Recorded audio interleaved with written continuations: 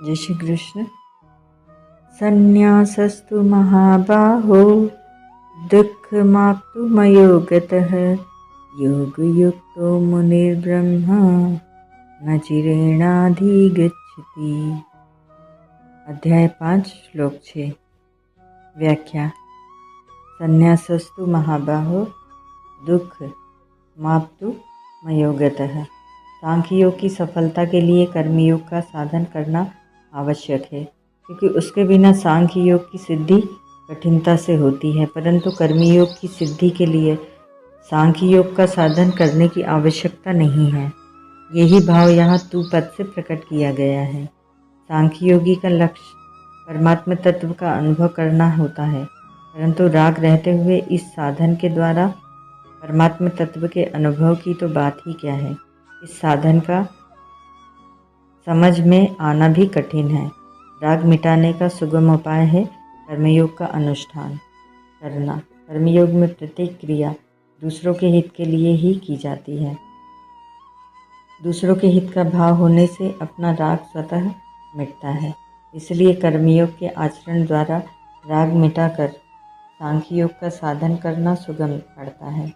कर्मयोग का साधन किए बिना सांख्य योग का सिद्ध होना कठिन है। योग युक्तो मुनिर्ब्रह्मा न चिरेणाधिगच्छति। अपने निष्काम भाव का और दूसरों के हित का मनन करने वाले कर्मयोगी को यहाँ मुनि ही कहा गया है। कर्मयोगी छोटी या बड़ी प्रत्येक क्रिया को करते समय यह देखता रहता है कि मेरा भाव निष्काम है या सकाम।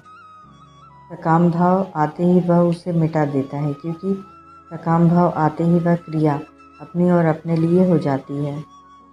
दूसरों का हित कैसे हो, इस प्रकार मनन करने से राग का त्याग सुगमता से हो जाता है।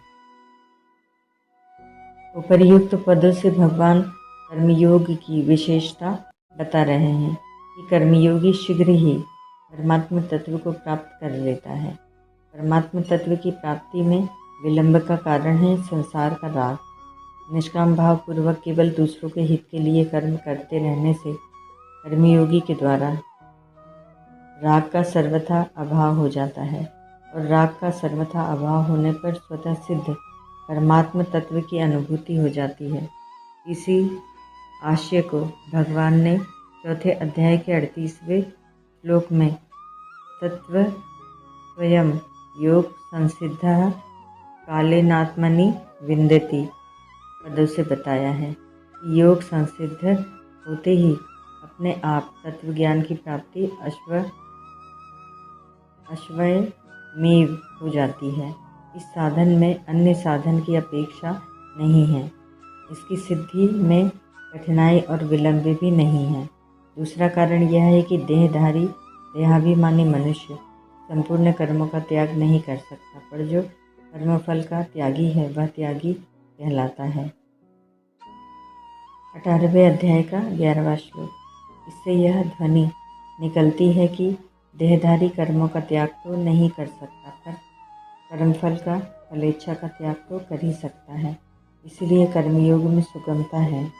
कर्मयोग की महिमा में भगवान कहते हैं कि कर्मयोगी को तत्काल ही शांति प्राप्त हो जाती है। त्यागाच्छन्ति रणन्तरम गीता 12:12। वह संसार बंधन से सुखपूर्वक मुक्त हो जाता है। सुखम बंधात् समुच्यते गीता 5:3। अतः कर्मयोग का साधन सुगम, शीघ्र, सिद्धिदायक और किसी अन्य साधन के बिना परमात्मा प्राप्ति कराने वाला स्वतंत्र साधन है।